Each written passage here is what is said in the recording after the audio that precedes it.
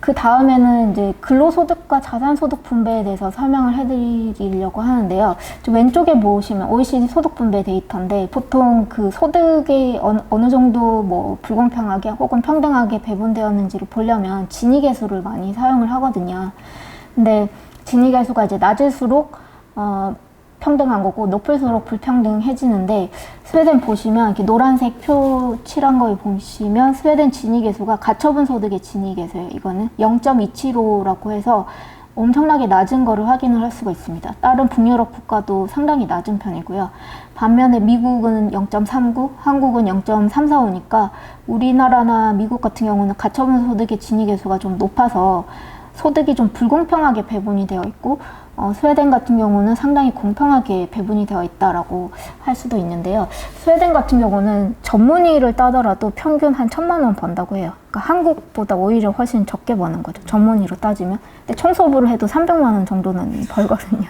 그러니까 소득의 격차가 그만큼 적은 나라라고 확인을 할 수가 있어요. 그러니까 가처분 소득의 진액에서 이렇게 작게 나오는 이유가 직업이든 아니면 학력이든 뭐 대졸이랑 고졸 차이도 크게 차이가 없으니까 뭐 무슨 직업을 가지고 있든 크게 엄청나게 다른 나라에 비해서는 격차가 작다.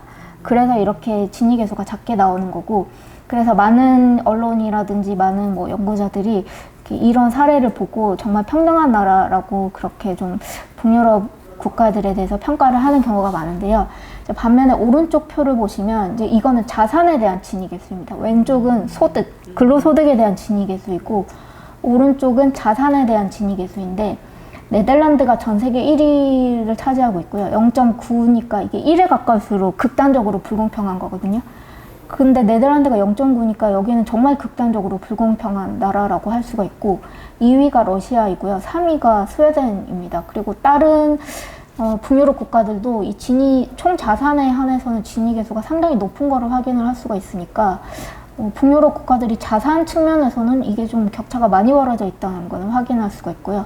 반면에 한국은 0.606이거든요. 그러니까 오히려 한국은 다른 주요 선진국에 비해서는 자산에 있어서는 격차가 좀 적게 벌어져 있다는 거를 확인을 할 수가 있습니다. 이거는 이제 자산 불평등도 그 상위 뭐 1%, 10% 그리고 하위 50%를 끊어가지고 자산이 뭐 몇 프로를 차지하고 있는지를 측정을 한 건데 이건 크레디트 스위스 은행이 글로벌 부 데이터북이라고 매년 발간하는 보고서에서 인용을 했습니다. 보시면 스웨덴은 상위 1%가 37%의 부를 가지고 있거든요. 근데 미국이 35%예요. 그러니까 상위 1%는 미국보다 스웨덴의 부자들이 더 많은 부를 가지고 있는 거를 볼 수 있고 한국은 30%가 채 되지 않거든요. 그러니까 오히려 한국의 상위 1%는 상대적으로 더 좀 적은 자산을 가지고 있다고 확인을 할 수가 있고요. 하위 50%를 보시면 스웨덴은 마이너스 0.5%예요. 그러니까 사실은 50%에 해당하는 사람들이 빚을 지고 살아간다라는 뜻이 되거든요. 그러니까 자산을 축적하기는커녕 대출에 의존을 하거나 아니면 저축을 거의 하지 못하고 살아간다라는 뜻이 되고 하위 50%니까 뭐 2명 중 1명은 이렇다라는 그런 의미가 될 거고 반면에 한국은 15%니까 하위 50%도 나름의 자산은 가지고 살아간다는 걸 확인할 수가 있습니다. 그래서 여기 오른쪽에 보시면 스웨덴은 상위 1%든 10%든 국가 전체의 자산 측면에서는 엄청나게 많은 부를 가지고 있고 이게 왜곡된 정도는 오히려 자본주의의 종주국이라고 불리는 미국보다 더 심한 정도라는 것을 확인을 할 수가 있습니다. 반면에 또 문제가 되는 게 하위 50%가 사실은 저금을 거의 못하는 상황이라는 게 좀 문제가 되는데요. 실제로 스웨덴은 자산 하위 30%가 순자산이 마이너스고 그 다음에 해당하는 20%는 그냥 한 달 정도에 해당하는 소득만 가지고 있다고 해요. 그러니까 사실은 거의 절반 이상의 사람들이 저금을 못하고 살아간다라는 그런 뜻이 됩니다. 그러다 보니까 부자들은 사실 어느 나라에 살든 부자로 살아갈 수가 있거든요.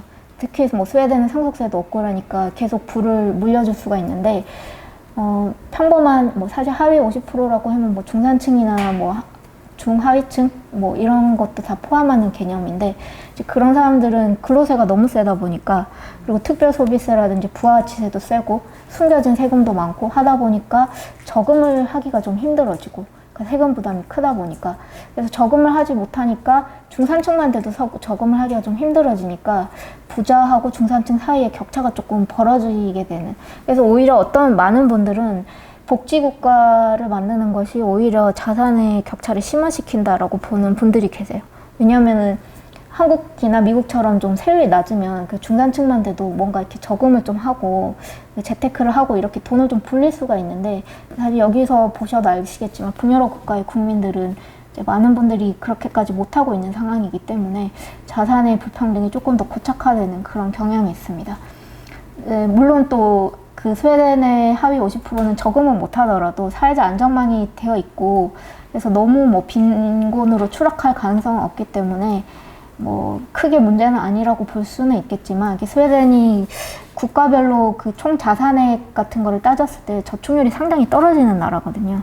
근데 이렇게 저축률이 떨어지면 이제 기업 활동에도 좀 지장이 있고 국가 전체로도 뭐 좋은 건 아니니까 사실은 어느 정도는 좀 경제에도 문제를 끼치고 악영향을 주고 좀 안 좋은 거라고 할 수가 있죠. 또 우리나라는 스웨덴에 비해서 좀 사회적 안전망은 잘 안 돼 있기 때문에 하위 계층도 저축을 하려고 되게 노력을 많이 하거든요. 그러다 보니까 좀 하위 뭐 20% 30%에 있더라도 마이너스는 아니고 어느 정도의 자산은 그래도 저금을 하는 그런 구조를 가지고 있습니다. 물론 우리나라도 요새 갑자기 부동산 가격이 너무 올라가지고 자산 불평등이 조금 커지기는 했는데요.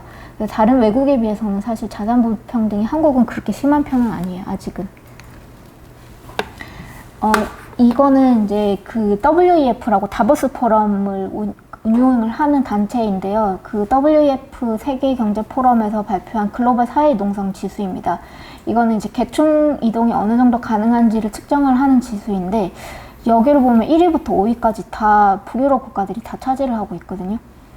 그리고 밑에 보면 앨런 크루거의 위대한 개츠비 곡선이라고 해서 이런 그 경제학자의 그 이론을 봐도 북유럽 국가들이 세대 간 계층 이동성이 높다는 그런 결론을 내고 있어요.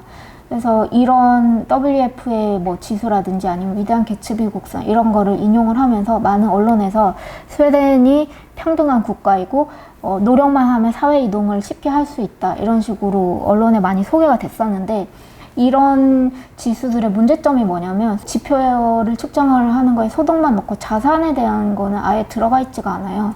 근데 아까도 말씀드렸듯이 북유럽 국가가 소득으로는 정말 평등을 하거든요. 그래서 물론 뭐 중산층에서 부자로 뛰어넘고 이거는 조금 힘들겠지만 극빈층이 중산층으로 뛰어오르기까지는 쉬운, 뭐 비교적 쉽다고 할 수 있어요. 왜냐하면 급여가 상향 평준화가 되어 있기 때문에. 그래서 이제 소득이 평평하다 보니까 이런 식으로 점수가 되게 높은 점수를 받아가지고 계층 이동이 용이한 것처럼 나오는데, 사실은 계층 이동에 있어서는 자산의 격차가 중요하잖아요. 근데 이런 지표들은 자산 격차를 전혀 고려하지 않고 있거든요. 그래서 저는 이런 식으로 언론에 그 북유럽 국가들이 평등하다라는 그런 증거로 삼는 이런 여러 가지 지수들이 그 처음에 계산하는 방법부터 조금 잘못되지 않았나라고 생각을 합니다. 그래서 제가 오른쪽에 보시면 오히려 북유럽이 계층 이동이 어려울 수도 있다라는 그런 표를 제가 인용을 했는데요. 포브스에서 나온 국가별 자산 10억 달러 이상 부자 숫자예요. 이게 2020년 기준인데요.